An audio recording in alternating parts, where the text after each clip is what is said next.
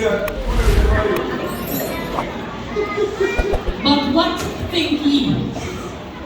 A certain man had 2 sons, and he came to the first and said, Son, go work today in my vineyard. He answered and said, I will not. But afterward he repented and went. And he came to the second and said likewise. And he answered and said, I go, sir, and went not. Whether of them twain did the will of his father? They say unto him the first. Jesus said unto them, Verily I say unto you, that the publicans and the harlots go into the kingdom of God before you. For John came unto you in the way of righteousness, and ye believed him not.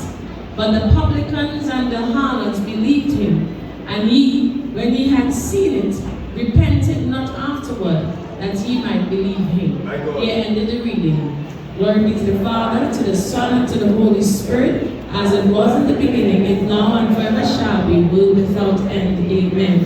Almighty God and Heavenly Father, we glorify your name. We thank you, O God, that you are God all by yourself, not in need of any partners. We thank you, O God, that you sit high, but you look down low, and you look at us in every estate of our lives, O God. And you send your word, you send your comforter, you send your counselor, you send your Holy Spirit to touch our hearts of stone to turn into hearts of flesh, O God. Today as we come before you, before your altar, before your throne of grace, we ask, O God, for you to open minds, open eyes, open hearts, O God, that we will be recipients of your Holy Spirit and be recipients of your word, O God. Father, if there is anything standing between us and our salvation, we rebuke it and remove it right now in the name of Jesus Christ. Oh God, if there is anything, oh God, that is prohibiting us from inheriting the kingdom of God, we ask, oh God, that you take it away in the name of Jesus Christ, oh God. Father, we believe that you are he who was and is to come. We thank you for giving your only begotten Son, Jesus Christ, oh God. We thank you for the miraculous works that you have done, that you are doing, that you will continue to do in the lives of they that believe on you, that they that diligently seek you, for they that are willing, oh God, to never weary in doing good, for they know that in due season they shall reap. And the church says, Amen. Praise be to God. You will have your seats in the house of faith. Blessed first Sunday, family in Christ. Today is October the 1st. It's the first day in the month of October, the first Sunday in the 10th month of the year, and it's also Brother Lyndon's birthday. So happy birthday! They say they know who is that. You understand? You're not as famous as you thought. So happy 40th birthday to Brother Lyndon. We look to see a good 600 more.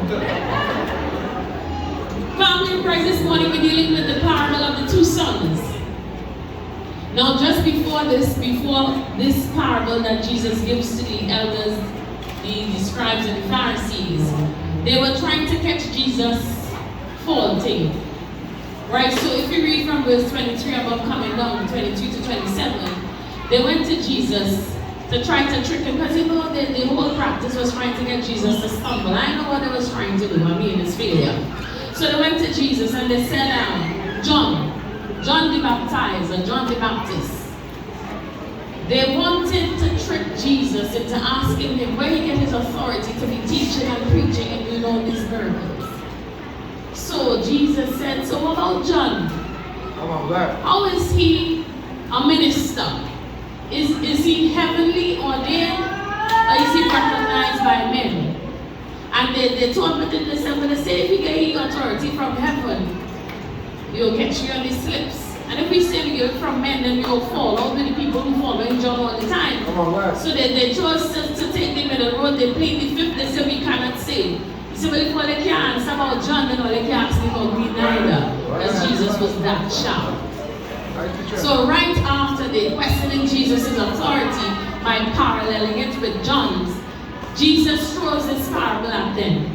He said, no, in biblical times, in the times of when Jesus walked upon the earth, having a vineyard was a family-run business.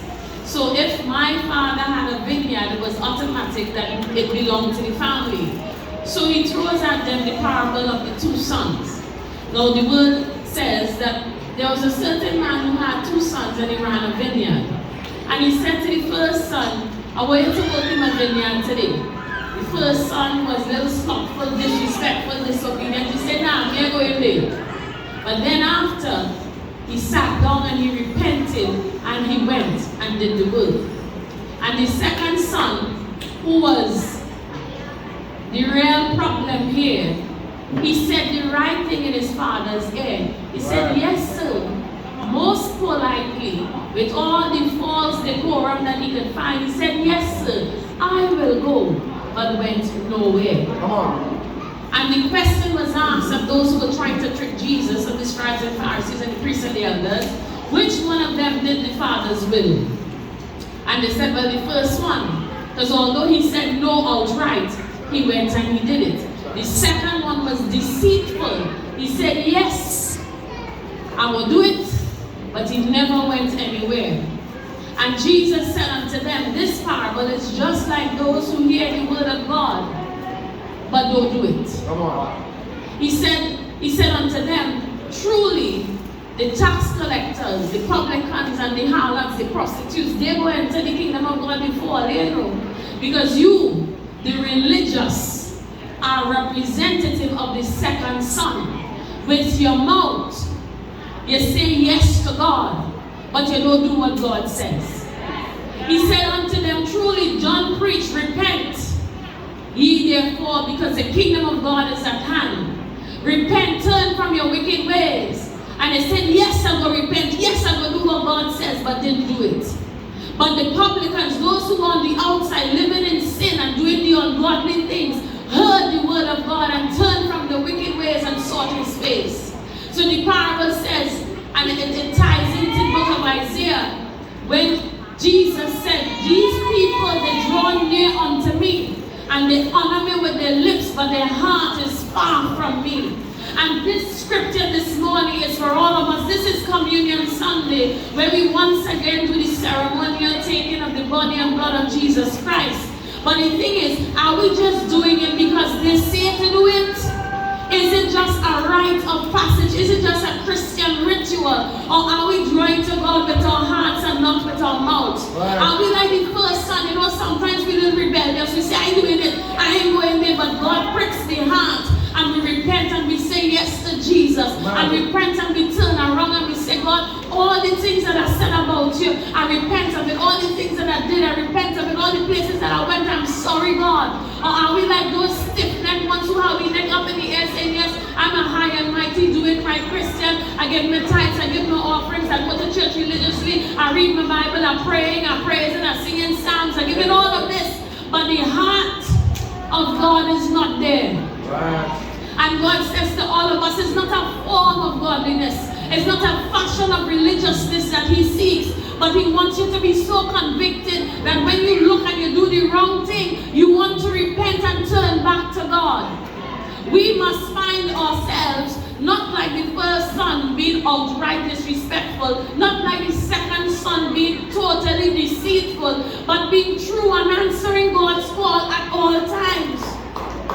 This scripture here is 2 kind of people that we find in the church. The first set, no matter what you tell them, they just want to buck against the rails. Nobody must tell them anything at all. But God and the Holy Spirit has chiseled the hardest outer shell. God chisels the hardest outer shell until he brings you down to where you need to be and you turn to him. Yeah. But the other category of people are those who smell their own righteousness but don't see their own filth. Come on. Are those who feel that they're doing everything good but don't recognize that their hands are dirty. He said, truly those that come to the realization that you have fallen far away and pick yourself up are the ones that will inherit the kingdom of God. Today the question is asked. You know, some of us would have told God some kind of thing in the past, eh? We would have said, God, you're seeing me, Lord. Or God, you're not there at all. Or we would have relied on our own understanding. Or we would have shifted so far away from what God wanted for us, what God wanted us to do. But there comes a point in all of our lives, just like the first son, when you have to sit down down and man talk to man. When you have to sit down and consider the earth, consider the sea, consider the rivers, consider the mountains, consider the valleys, consider the constellations, and say, listen, somebody had to have created this. Amen. When you look at the components of a human's body, when you look at the things that God has allowed men to do, somebody has to have planted this inside of them. When you look at how no planet crashes into another one and the solar system is perfect, when you look at there are things that we cannot comprehend yet, but yet everything is in its order. Somebody had to do it. We can try to do what we want to do for as long as we want until God puts a full stop. Yeah. And when He puts that full stop, it's for us to stop and to think and to meditate. Where am I? What am I doing? Where am I going? Who am I? This is not a question you need to run up in the mountain and stay for months to figure out. But you just need to go to the Creator. Talk to Jesus. He said, listen, my hands are not short that I can't help in your time of need. My ear not deaf that I can't hear your prayer. My mouth is not shut, it's not dumb that I can't answer you. This is the God that you serve. It's not the God that you sit down and fashion out of the thoughts of your mind, but this is the God who created you out of the thoughts of His mind. After His own image and likeness, He made you. Then He breathed His breath of life into you and made you a living being, a living soul. Not only did He make you a living being, but He also gave you free choice. Free choice to choose to come back to the source. The source of your creation. When you consider the science behind an umbilical cord, joining a child to its mother and feeding that child for 9 months for 40 weeks. When you consider a child living in a bag of water and then coming out and breathing air without gills inside there, but just lungs and nose. And you consider how great is our God. When you look at the grass that grows, when you look at the sun that shines and the rain that falls, when you look at what is happening all over, can you not say that there is a God? Come on. And sometimes we are so far from sitting and being still and appreciating the godness around us that we just say no one time. We just be so disrespectful and disobedient, we just tell God no one time. We don't sit down and say, God, if it were not for your grace, where would I be now? Yeah. If it was not for your provision, where would I be now? If it wasn't for your hand, where would I be now? If it wasn't for you placing people in my life, where would I be now? We just be so bold-faced and so ungrateful that when God asks us to do something, we don't even think twice, we say no. Preach. We like the first son. God said, listen, I want you to labor in my vineyard. I want you to win souls for me. I want you to go to the north. I want you to go to the south. And we don't even think twice. We say no. But then, something happens. And when something happens and we go back to God, then we remember, God, you told me this. And God, you told me that. And we repent. And my thinking, the first son was, he said, and said, but wait now. This vineyard is my vineyard, so might as well work in it. Come on, what? Because what is my father's is mine. Yeah. And sometimes we say yes to God, but it's not for God, it's for selfish reasons. Because we realize, wait, I'm going to inherit it, and you might as well work now. So you decide, listen, I'm on my father's business, but it's for my own interests. Which one? And we find ourselves doing that repeatedly. I'm going to church, but I'm going for deliverance. I'm going to church, but I'm going to meet X, or I'm going to meet Y. I'm going to church, but it's to get this done. I'm going to church, but it's to get through with something. You're coming in the place amongst the saints, but it's not for God. You're coming to get through something, some of your own selfish thing, and it's not for God. We say yes, but the reason behind the yes has nothing to do with serving God. That's why again the word of God says, these people draw near unto me with their mouths, and they honor me with their lips, but their heart is far from me. This is one of the shortest parables that Jesus would have told, but it's one of the deepest, because it forces us to look at ourselves. Are we disobedient children of God? Are we disrespectful children of God? Are we deceitful children of God? Because his second son right away he said, yes sir. And he was so pleasant. Yes sir. But he went nowhere. And even if we put it in our day-to-day lives, people ask us for things, we say, yeah man, no problem, another way. And you're ducking them, you answer your phone at all. Every aspect of our lives is supposed to be reflective of our relationship with Jesus Christ. Everything that we do is supposed to be a representation of how we walk with God. Let us seek to repent less and be honest more and answer God's call. Don't hold time and to catch myself and say, oh gosh, I'm sorry.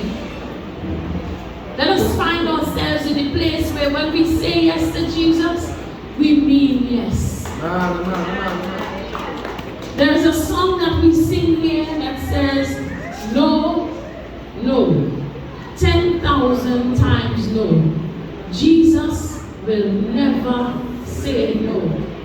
And many of us don't know the rest of the song because it's not relevant to us. We just want to know God and say no. But the rest of the song says, there's a condition, you know. God is just telling you yes to everything, all your rubbish. You think God will say yes to Lord, I want Janice's husband. Lord, let Timothy break his foot. No, that's not the God that we serve. Jesus will never say no to a broken and a contrite spirit. Jesus will never say no to clean hands and a pure heart. Jesus will never say no to righteousness. Jesus will never say no to holiness. Jesus will never say no to the cleanliness of your heart. But don't come with your rubbish and say, well, oh God, the yellow candle didn't work, the red candle didn't work, on the last $5 I'm buying a blue. No. No. 10 million times no. It's about time we stop playing with God.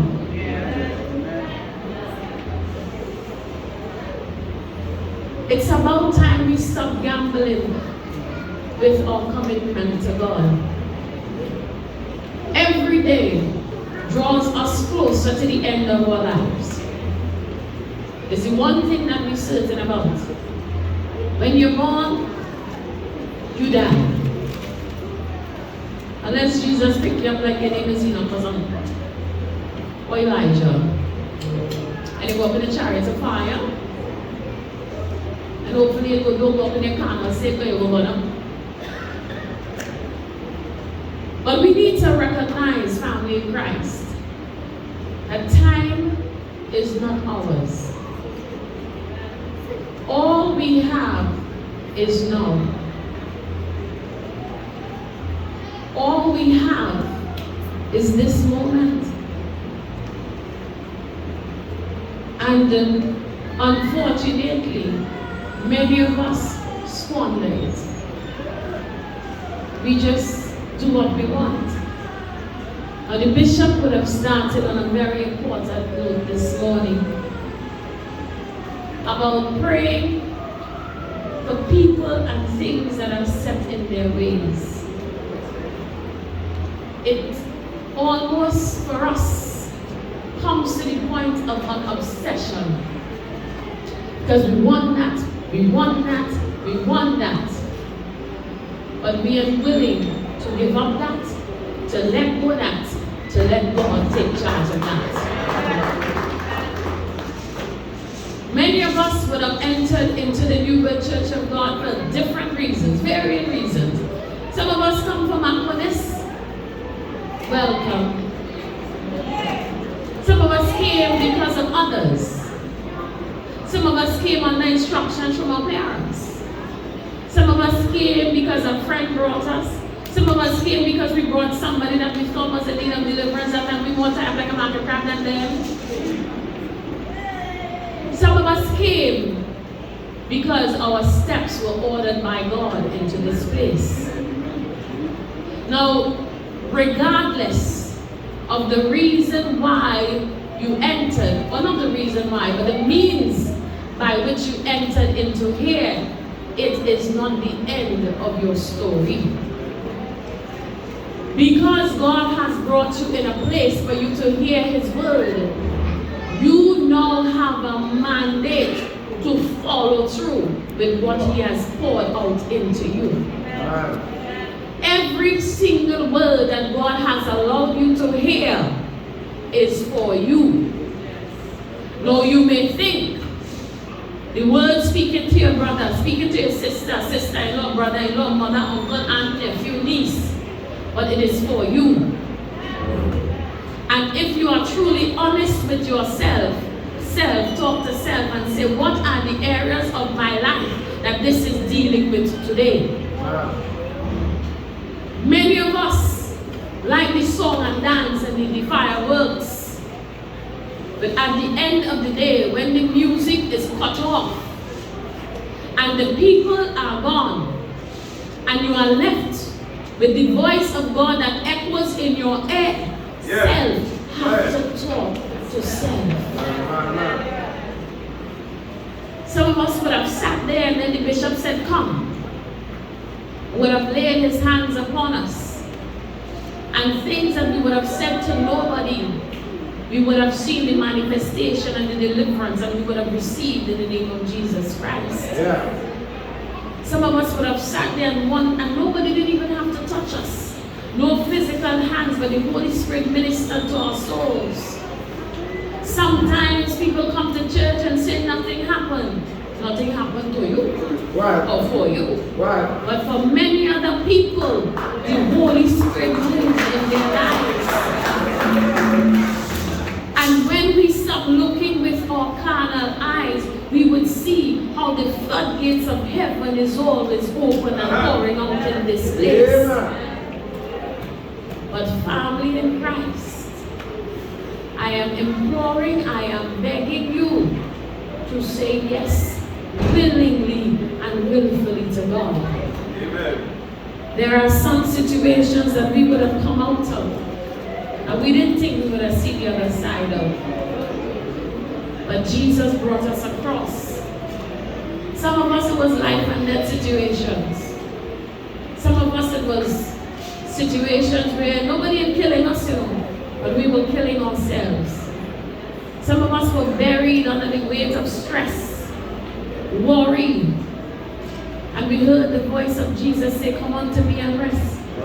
Lay down thy weary ones, lay down thy head upon my breast. And we came to Jesus. Some of us had no friends, but we heard Jesus say, I am the friend that sticks closer than a brother.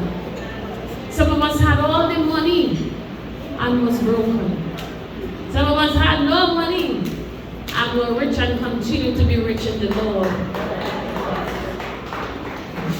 But today, Jesus said, as often as you do this in remembrance of me. And it's not just about coming up and taking a piece of bread and having a glass of non-alcoholic wine. But it's really about searching within yourself. For the word of God says, judge within yourself, lest you be judged.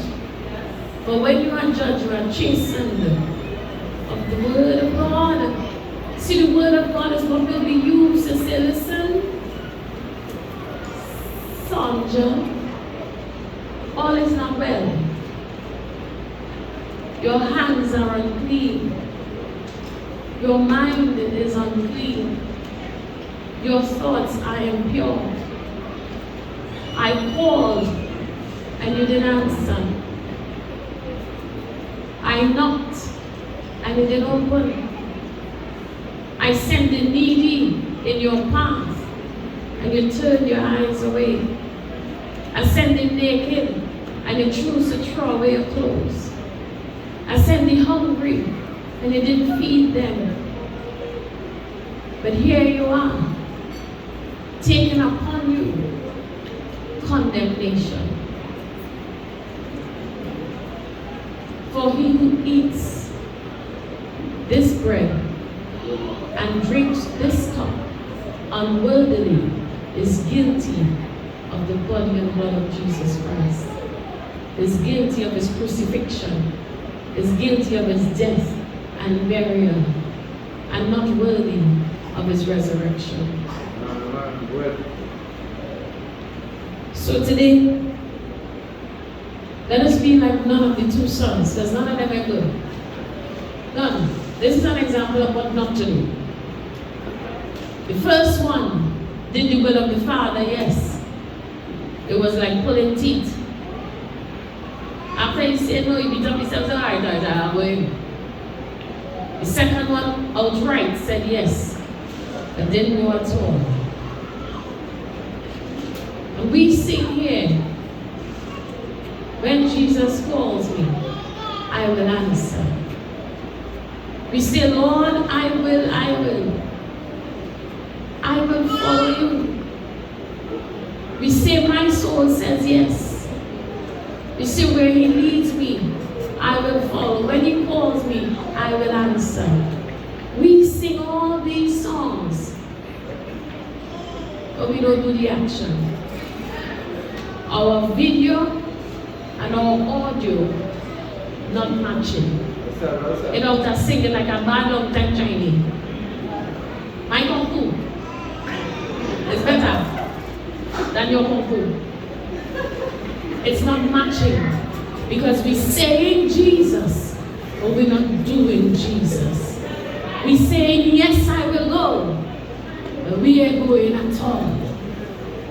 It's only when something happens in our life that we find is too much, then we repent and say, Lord, I need thee. Oh, how I need thee. Every hour I need thee. So family in Christ, my simple exhortation today is draw near to God with your heart. Love God with all your might, with all your soul, with all your will. There are many detractors, there are many distractions, there are many false prophets, there are many forms of godliness. But use the word of God as your mirror, as your instruction to holiness.